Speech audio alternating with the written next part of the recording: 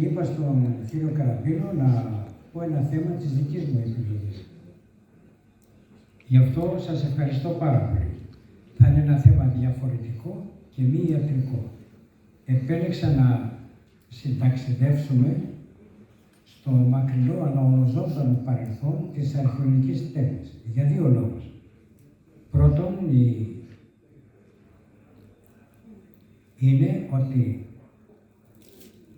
το να σκεφτόμαστε την αρχαία Ελλάδα μας δίνει ελπίδες.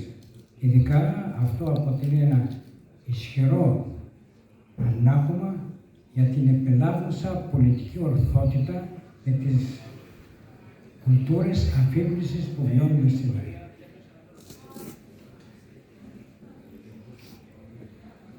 Επίσης, η αρχαιολογική τέχνη και γενικά η αρχαία Ελλάδα συνέλαβε δραματικά στη διαμόρφωση του χαρακτήρα της αισθητικής του σύγχρονου δυτικού κόσμου. Λοιπόν, επέλεξα να κάνουμε αυτό το ταξίδι στην παρελθόν της αρχαιολογικής τέχνης. Σκέφτηκα όμως ότι πρέπει αυτό το ταξίδι να το συνδυάσω και με την ηχοκαρδιογραφία. Παρότι τέχνη και τεχνική είναι δύο θεμελιώδεις αλλά διαφορετικές πτυχές της ανθρώπινης έκφρασης. Έκανα λοιπόν την υπέρβαση να χωρίσω το συνεχές της ηχοκαρδιογραφίας σε τρεις περιόδους που κατά κάποιο τρόπο συνομιλούν με εκείνες της αρχαιολογικής τέχνης. Έτσι θα αναφερθώ και στην ιστοριογραμμή της ηχοκαρδιογραφίας με κάποιες αντιπαραβολές απότοκες αποκλειστικά του δικού μου στοχασμού. Οι πυλώνες της γνωριμίας με την ιστορία ενός λαού είναι τα έργα του λόγου και της που αφήνουν πίσω τους. Και τα διασωθέντα έργα των αρχαίων Ελλήνων δεν ποτέ στελήθη γιατί ενσάν τα αίδια πανανθρώπινα ιδεώδη και ονειροπονούσαν προς την αιωνιότητα. Φανταστείτε τι θα ήταν σήμερα η Ευρώπη εάν δεν προϋπήρχαν αυτοί οι κολοσσοί με τα θαυμαστά τους έργα. Όπως η γη είναι δεμένη στο άρμα του ήλιου, έτσι και η Ευρώπη και όχι μόνο είναι δεμένη στο άρμα της αρχαίας Ελλάδας. Να, η καρποφόρα κόρη μας ονομάστηκε, κληρονόμησε το όνομά της από την ελληνική μυθολογία. Η ορεινή νύφη Ιφκό έλαβε σαν φρικτορία ανά τους αιώνες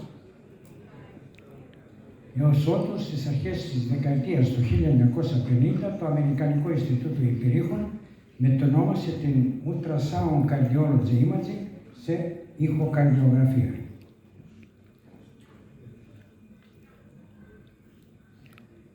Ο Όμηρος με την περίφημη φράση «Πολλών ανθρώπων είδεν άστια και νόμων Έλληνων» μας είπε ξεκάθαρα ότι οι Έλληνες πήραν και από άλλους λαούς, αλλά να τι είδαν οι αρχαίοι Έλληνες στην Αστάρτη των Ανατολιτών και πώς αυτοί με τη θεϊκή τους μοίρη στο ελληνικό μάρμαρο σμήρεψαν την ουράνια Ελληνίδα Αφροδίτη που έκρυβε μέσα του.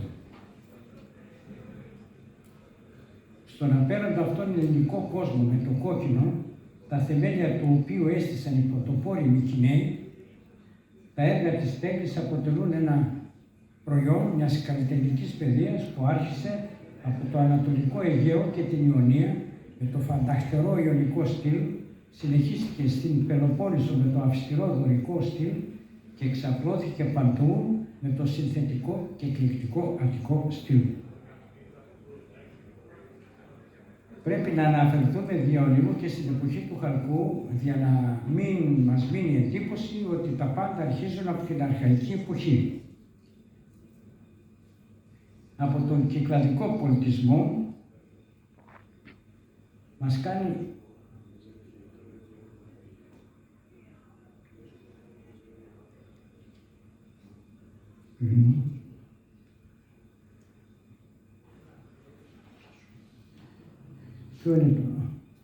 Ποιο είναι το πιο πάνω που μου δουλεύει.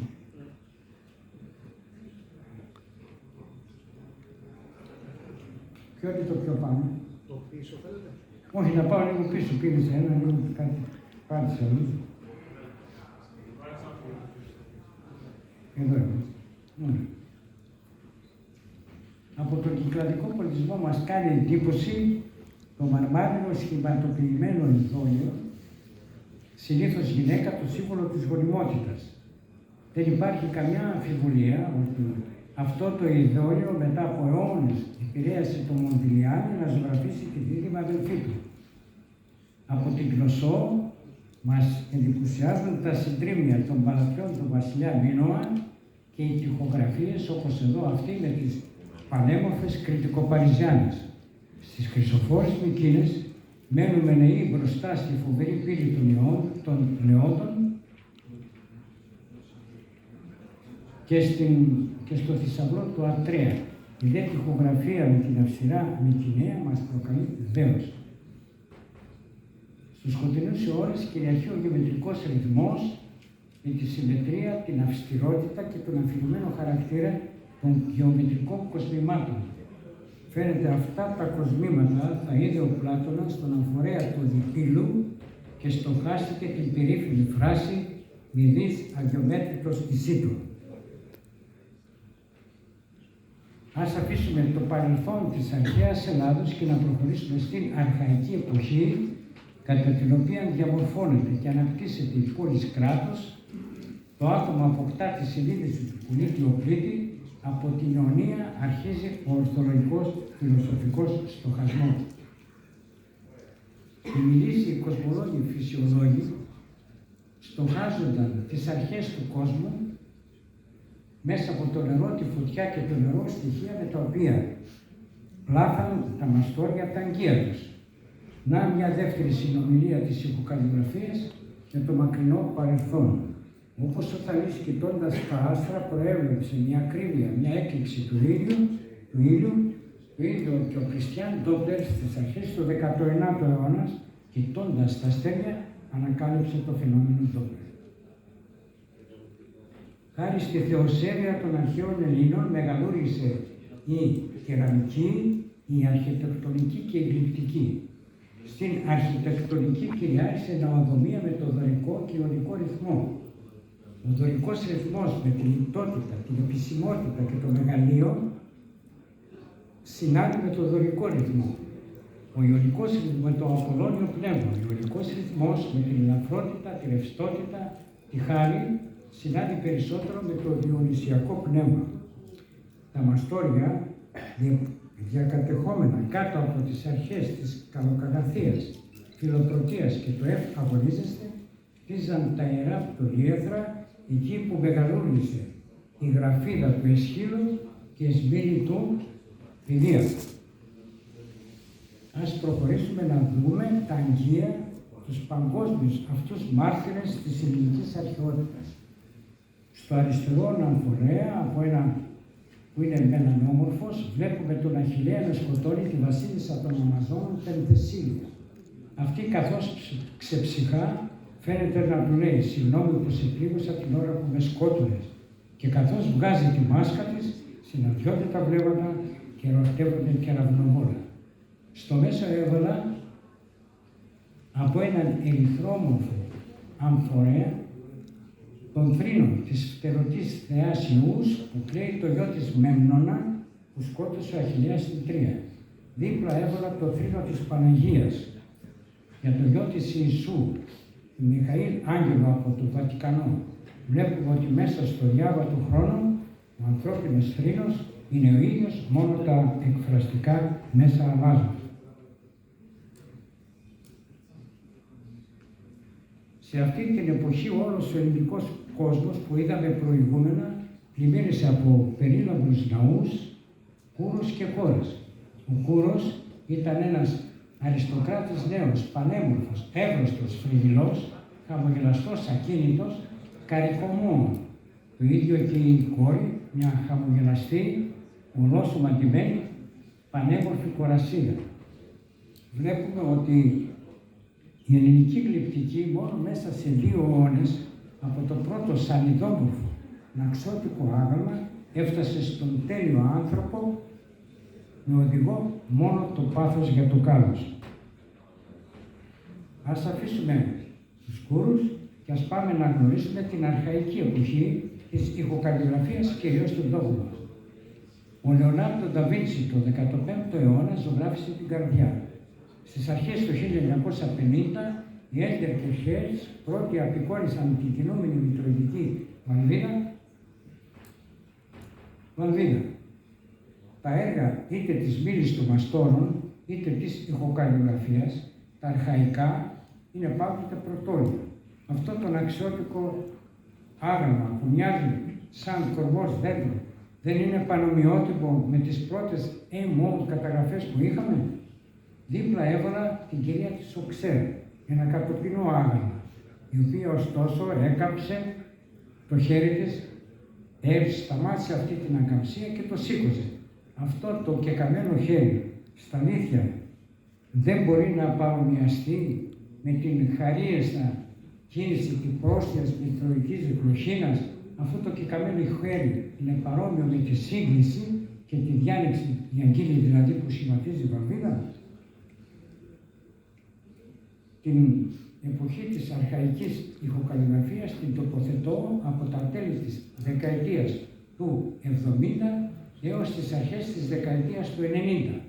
Γράφουμε επιλεκτικά μερικά γεγονότα, αλλά θα σταθώ σε δύο. Πρώτον, ο πρώτος πρόεδρος της ομάδας μας, που συστάθηκε γύρω στο 82, τις mode καταγραφές τις χαρακτήρισε ως οροσειρές και άλλοι συνάδελφοι ως κυκλόπια τύχη. Εγώ όταν τελείωσα το 1978 ειδικότητα και ένα χρόνο μετά, οι κλινικές μου ποτέ δεν είδα υπέροχο. Τις mode καταγραφές δεν τις αφήναμε μόνος όπως αυτή την καμπύλη του πρώιμου αρχαϊκού αγκύλου, τις συντροφεύαμε με τις ηχοφόρους καρδιογραφικές συσχετήσεις.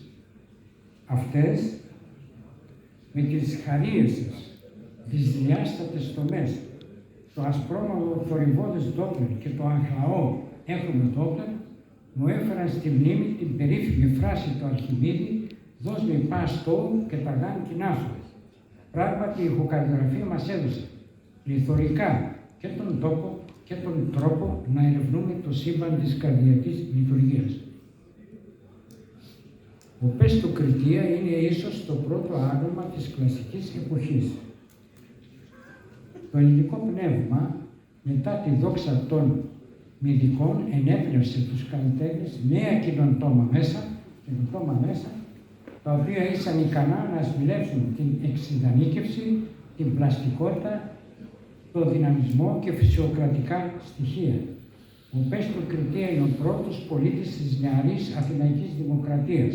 Είναι σύνος, δεν χαμογελάει, με θάρρος και αποφασιστικότητα, αλλάζοντας βηματισμό, μπαίνει στο κατόφλι της νέας εποχής με την αυτοσυνειδησία της τραγικής μοίρας του ανθρώπου, ενώ ο διπλανός του αρχαϊκός Κρίστος στέκεται χαμογελαστός, αίδιος, ανόλυθρος, αθάνατος, καταφάσκοντας και αποθανατίζοντας το δώρο της ζωής. Στα γράμματα της κλασικής εποχής, το αυστηρού ρυθμού, αυστηρός με τη λύπη το χαμόγελο, το κυριότερο έβριμα είναι ο βηματισμός, ο οποίος προκάλεσε διάφορα αντισταθμιστικά, σωματικά αντισταθμίσματα, με αποτέλεσμα να δημιουργηθεί ένας χιασμός κινήσεων, το λεγόμενο κόντρα-κόστο, που συνάδει με τη φιλοσοφία του Ηράκλειτου. Λες τώρα και το μαστόρι αυτά της Αθήνας ήξεραν ποιος είναι ο Ηράκλειτος και τι είπε. Αλλά αυτό ήταν το πνεύμα και την απόλυτη αμμονία που επιτυχάνεται μέσω των πόλεμων των αντιθέτων, των Yin και των Yang των Κινέζων, τη βλέπουμε στον γενιοφόρο Θεό Δία ή Ποσειδώνα, που είναι έτοιμος να εξακολουθήσει την τρίαινα ή τον κεραυνό. Ο Θεός είναι αγέροχος, εύρωστος, με ευρύ δρασκελισμό, με πρόσωπο αυστηρό, επιβλητικό, συνάμα όμως και προσιτό. Στον ηλίωχο των Δελφών βλέπουμε την αρχοντική ακινησία, την αυστηρότητα του προσώπου και το συμπατικό διαπεραστικό του βλέμμα. Στην αληθιματική πλάκα με το μαρμάρινο ανάγλυφο της σκεπτόμενης θεάς, βλέπουμε τη θεά Αθηνά σαν ένα κοριτσόπουλο, με ένα φτωχό χιτόνι, με φορό κράνος και ακόντιο. Με γαλινόμορφο πρόσωπο, στοχαστικά να στρέφει το βλέμμα της πάνω σε μια επιτίδια πλάκα. Ο Βίκερμαν είπε την περίφημη φράση «Η ανεπανάληπτη ευγενική απλότητα και το ήρεμο μεγαλείο».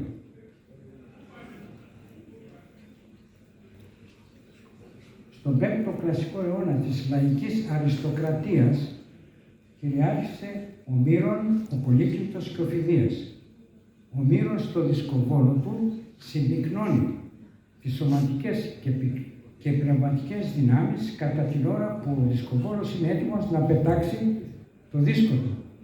Στα αριστερά είναι ο δορυφόρος του Πολύκλητου, μάλλον ο Αχιλλέας, στο ζενήθ της νιώτης και της ομορφιάς, την Ιθάκη της Οδύσσιας, ελληνικής Οδύσσιας, στην αναζήτηση του κάλους. Αυτό κυνήγαγαν οι Έλληνες και ταύτιζαν θεούς και κάλους ότι είναι το αυτό πράγμα. Στον 4ο κλασικό αιώνα κυριαρχεί ο Πραξιτέλης. Εδώ βλέπουμε δύο ουράνια δημιουργήματά του, τον Ερμή και την Αφροδίτη της Κνίδου. Τα καινοτόμα στοιχεία που εισήγαγε ο μέγας αυτός γλύπτης τα βλέπουμε και κυρίως είναι οι ευλίγιστες, νεαρές, καμψές μορφές των σωμάτων, η συμβοητής κάμψη των σωμάτων, η χαρίεσα στάση του σώματος, η περιόδης διάθεση και στα πρόσωπα λάμπη, ή το χιούμορ, η πνευματικότητα, η τρυφερότητα και το ελληνικό ύφος. Ο Πραξιτέλης στην Αφροδίτη σμήλευσε έναν ουρανομίκη αισθησιασμό και μια ειδιπαθή ονειροπόληση. Το κορυφαίο γεγονός του Χρυσό αιώνα είναι ο Παρθενώνας, τον οποίο ανύψωσαν οι δύναμες της δημοκρατίας της Αθήνας, η δίψα για την ελευθερία και το πάθος για το κάλος. Ο Παρθενώνας παρά τη βαναυσότητα, τη βαρβαρότητα του ανθρώπου, της φύσης και του χρόνου, στέκεται αγέροχος πανέμορφος με ένα λευκοροδίζον χρώμα σαν τρεχούμενο αίμα στις αναπομείνασες σάρκες του. Στον Παρθενώνα υπάρχουν κάθετες και οριζόντιες γραμμές, οι οποίες αντιμάχονται μεταξύ τους. Ο Ακτίνος, για να σπάσει την ακαμψία της ευθείας γραμμής, στα πάντα έδωσε την κερτή καμπυλότητα, το αενάος γίγνεσθε. Ο μεγάλος ποιητής Τζον Κίτς έγραψε ένα πανέμορφο ποίημα από τον οποίο αρίστηκα το στίχο σαν τον πληγωμένο αϊτό που κοιτάει στον ουρανό. Η διακεκριμένη αρχαιολόγος Αμερικανίδα Κόνη λέει ότι ο Παρθενώνας είναι ένα ολοζώντανο πλάσμα που εκπέμπει αρμονία και ρυθμό. Ο Φιδίας, πλάθοντας το χαλκό, σμιλεύοντας το αήφικο πεντελικό μάρμαρο και χορεύοντας τους χρωστήρες στα ετώματα και ζωφόρους, σμίλευσε ένα θεοφανή κόσμο όπου έσπηξε θεούς και ανθρώπους. Σε αυτή την μονοζώντανη έκπαγρο ξενιτημένη πλάκα, που κάπως έτσι θα απέσπασαν οι συνεργάτες του Έλληνα από τα υψώματα του Παρθενώνα, θαυμάζουμε τη γαληνία έκφραση των προσώπων, την απελαντοσύνη του βλέμματος και το άλογο είναι σαν να μας δίνει την ιερότητα της πομπής στην οποία συμμετέχει και σαν να ακούμε το κλιμίντρισμά του. Την κλασική εποχή της ηχοκαλλιγραφίας την τοποθετώ από τις αρχές της δεκαετίας του 90 και πέρα, τις οποίες όμως τα επιτεύγματα εσείς και τα γνωρίζετε και τα μεγαλουργείτε. Εδώ με τα βαθιά γνώσεως θα σταθώ και θα πω ότι πολλά από τα μέλη της ομάδας μας τα θεωρώ στον ευρωπαϊκό χώρο ως primus inter pares. Στοχαζόμενο στο δασκοβόλο του Μύρονα, πήγα να τον ταυτίσω με το γίγνεσθε της ηχοκαλλιγραφίας. Τον κύκλο του δίσκου τον θεώρησα σαν να είναι το αρχήνιμά της, το έκπαυλο σώμα σαν την εκθαβωτική ανάπτυξή της και τη συσπήρωση και κάμψη του σώματος σαν την ετοιμότητά της να μας δίνει συνέχεια ταξίδια στο σύμπαν της καρδιολογικής έρευνας. Στη Στην ελληνιστική εποχή, την εποχή της πραγματικότητας, δεν εμπνέει πλέον η σκεπτόμενη Αθηνά, αλλά ο φεδρός κύκλος της Αφροδίτης, όπως εδώ με ελκυστική θηλυκότητα, να χαριεδίζεται με το σάντρο και το φτερωτό έρωτα. Πλέον δεν εμπνέει ο Ποσειδώνας Ιορδίας, αλλά ο δαφνοστεφανωμένος Διόνυσος, ντυμένος ολόσωμα, με πολύχρωμους ανατολίτικους χιτώνες, να κάθεται με χαρίεσα στάση πάνω σε έναν αγριοπό πάνθυρα και να κρατά θύρσο και νταούλια. Τώρα οι καλλιτέχνες φιλεύουν το πάθος, την αμβήνη, την απόγνωση μέσα από τα καλογυμνασμένα σώματα των ανθρώπινων κορμιών, στοιχεία τα οποία βλέπουμε να αναδίδονται με σοφία από το σύμπλημα του Λαοκόντος, τους οποίους πνίγουν οι βόες γιατί τους έστειλαν οι θεοί να τους τιμωρήσουν. Όπως η ελληνιστική τέχνη στράφηκε προς το πάθος του ατόμου, έτσι και η ηχοκαρδιογραφία στράφηκε προς τα σωθικά του πάσχοντος μυοκαρδιακού κυτάρου. Αλήθεια, το συμβίλευμα του δράματος πατέρα και γιου που τους πλήγουν οι βόες δεν θα μπορούσε να παραλληλιστεί με τις αγωνιώδεις καμπύλες των μυοκαρδιακών κυτάρων και η συστροφή και κάμψη των σωμάτων με το μυοκαρδιακό του το οποίο εσείς τώρα τόσο επιζητάτε. Το τρισδιάστατο υπέρηχο της Μητροειδούς μπορεί να παραλληλιστεί με τις τρισδιάστατες παραστάσεις της εποχής. Όπως η Μητροειδής ανοίγει τα πέταλά της, κάπως έτσι και η Νίκη θα χτυπούσε τις φτερούγες της όταν πήγε να καθίσει πάνω στην πρόωρα ενός καραβιού. Για την οικονομία της ομιλίας, εγώ παρομοίασα το άνοιγμα της Μητροειδής με τις φτερούγες. Οι παλιοί δασκάλοι μας του είχαν παραλληλήσει με το περίφημο Fish Mount. Οι ναοί της ελληνιστικής εποχής ήταν πανύψηλοι. Αντίθετα, ο δικός μας ναός τώρα όσο πάει και γίνεται μικρότερος. Συνενώνται οι πίνοι. Στην αρχαϊκή και κλασική Ελλάδα διαμορφώθηκε ένας ιδεατός κόσμος που εξέπαινε θάμπος, γανήνη και αρμονία. Αντίθετα, ο φεδρός κύκλος της Αφροδίτης και το σύμπλημα του Λαοκόντος συνθέτουν τον ελληνιστικό κόσμο της πραγματικότητας. Η στράτα της Ανόδου εμπεριέχει μέσα της και τη στράτα της Καθόδου, τα βέλη. Το ποια είναι η άνοδος και το ποια είναι η κάθοδος, αυτό το καθορίζει ο Μέγας Δικαστής ο χρόνος.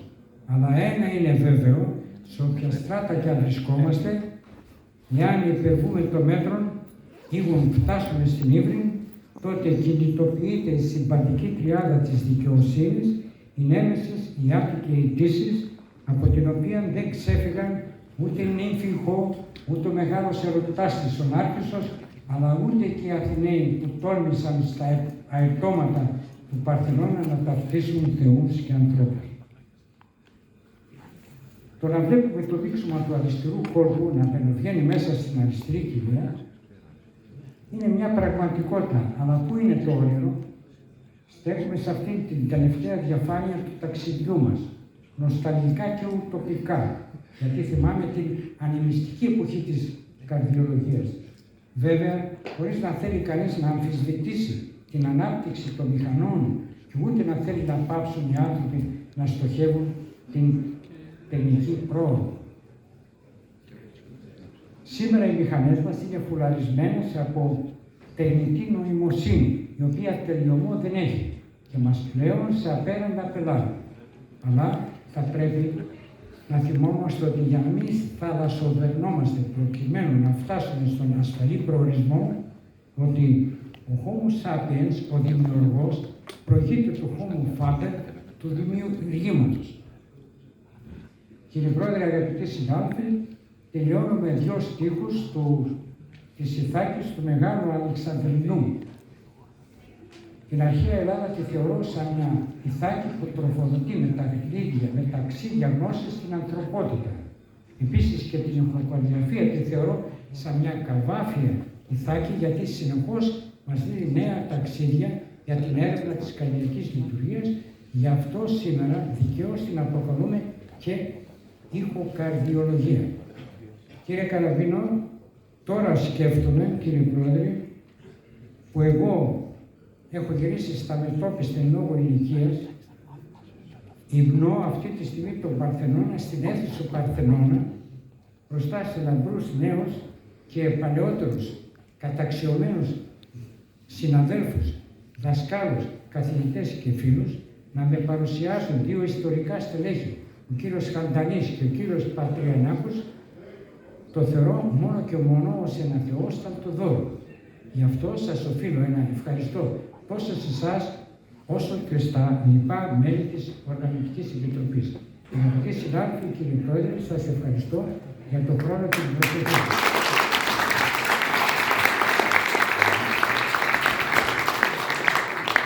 Ευχαριστούμε πάρα πολύ.